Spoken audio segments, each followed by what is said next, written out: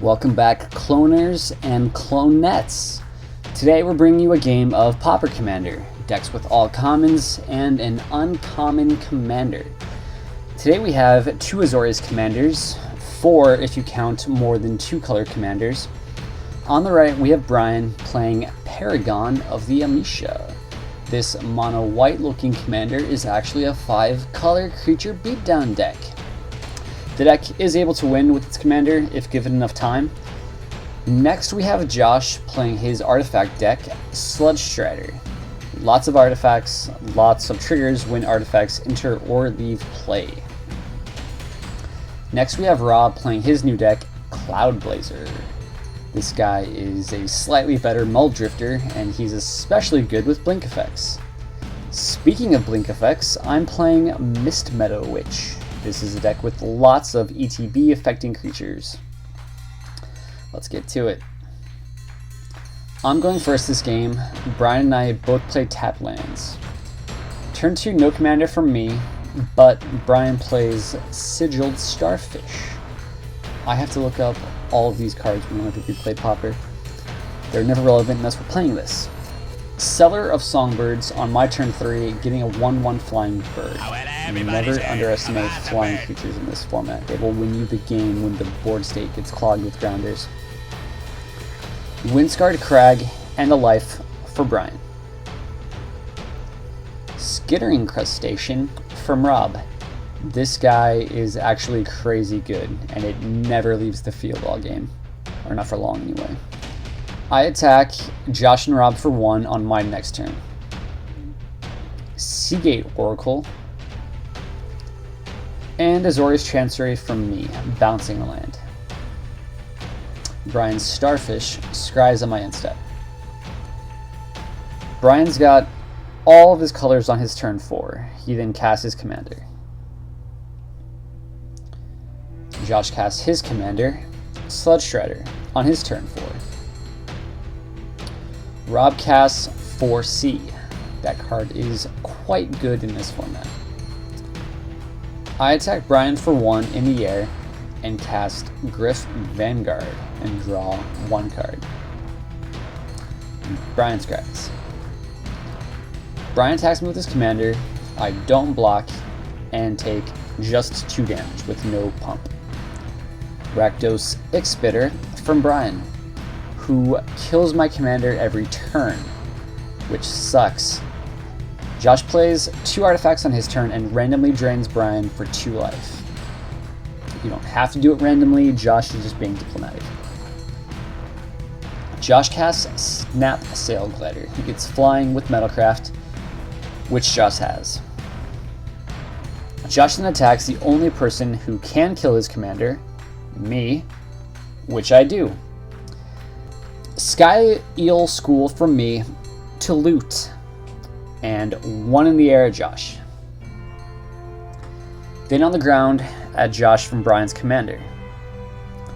Brian then casts another commander, Dragon Soul Knight. No, they don't have partner, just very similar abilities. Josh recasts his commander and then swings 2 in the air at Brian. Robin also casts his commander, Cloudblazer, gaining 2 and drawing 2. I attack Josh for 1, and then Brian shoots it with his Ixbitter, also dealing me 1. Brian attacks me and Rob with both of his attackers, and we both block. How about that, Brian? In response, the Ixbitter shoots my school, and he hopes to first strike, damage, kill it, also dealing 1 damage to me, but I Vapor Snag it back to Brian's hand, and he also loses a life. Brian pumps his commander, and Rob bounces his crap back to his hand with Peel from Reality. Josh plays 2 artifacts and randomly makes Rob lose 2 life. He then also attacks Brian for 2 and sacks his Armillary Sphere to randomly drain me for 1 when it leaves, also finding 2 lands.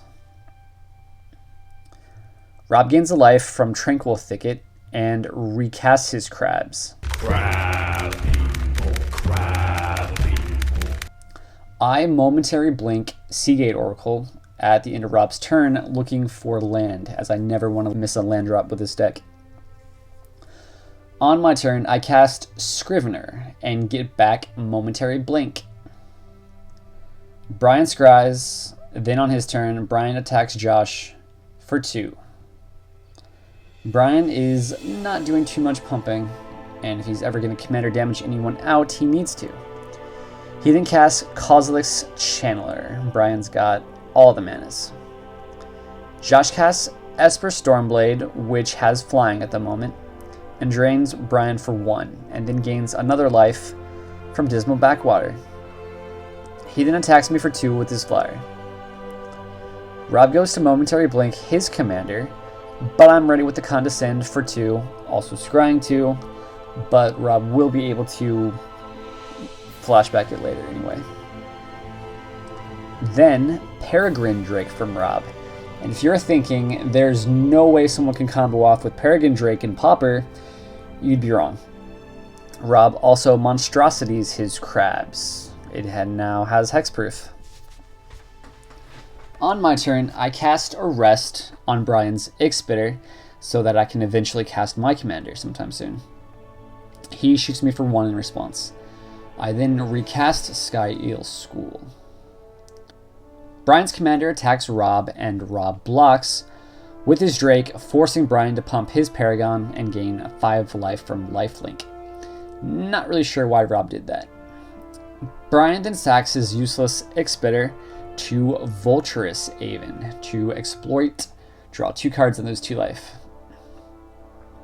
Josh then attacks Brian for 3 in the air, not wanting to attack into Rob's commander. Rob just passes the turn, keeping all of his mana up.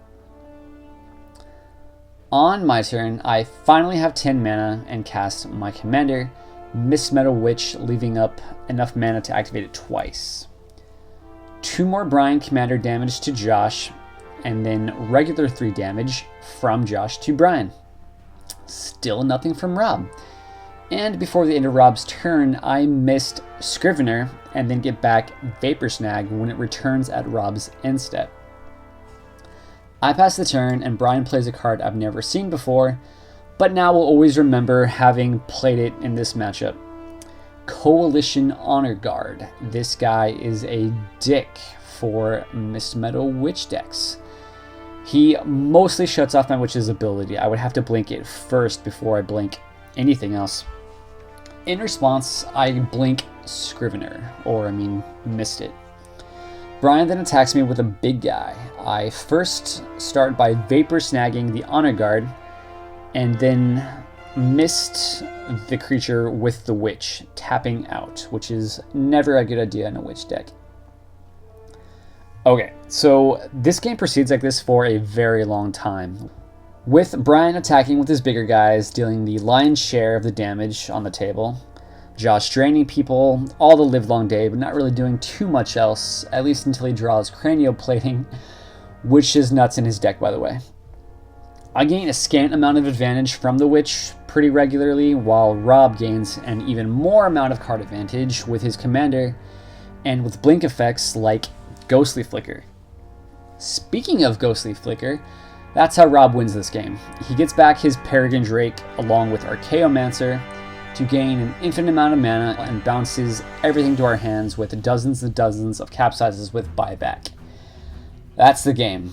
Rob's enormous hexproof crab stopped anyone from attacking him on the ground. People didn't even want to send flyers at him because he would just recast his flying commander for advantage. I went after Rob pretty dramatically, but then Brian and Josh felt like they didn't have to because he was being handled, but he wasn't. I even kept Psychic Barrier in my hand all game just to counter Rob's combo pieces, but it didn't matter since Rob was keeping up permission and Josh and Brian weren't really any help at that point. Okay, that's Pauper Commander for you. We don't play this format very often, partly because these games just take way too long to not only play, but then to edit as well. We hope you enjoyed this game of Pauper Commander and stick around past the credits to check out some more games of Pauper Commander we played. Alright people, stay cool, stay clone.